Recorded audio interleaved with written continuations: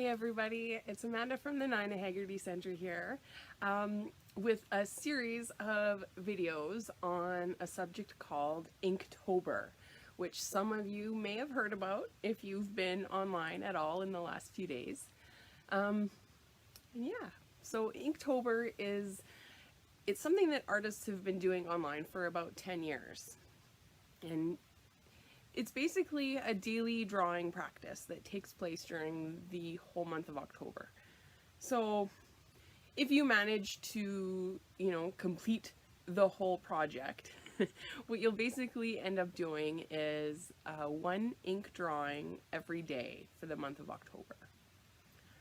Now there's a bunch of different ways to go about this.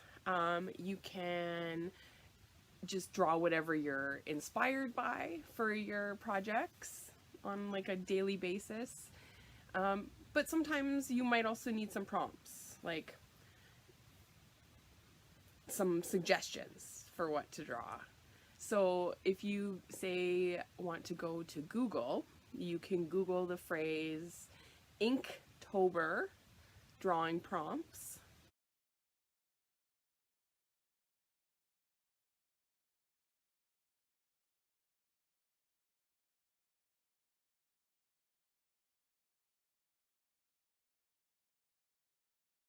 And that will sort of bring up a whole bunch of examples. And I usually do an image search for this when I do it because it, brings up images that people have made with all the drawing prompts on them, where people will give you a list. So, maybe you prefer to draw like Halloween themed stuff all October. So, day one might be a cat, and day two might be a pumpkin, and day three might be a witch, and, that type of thing.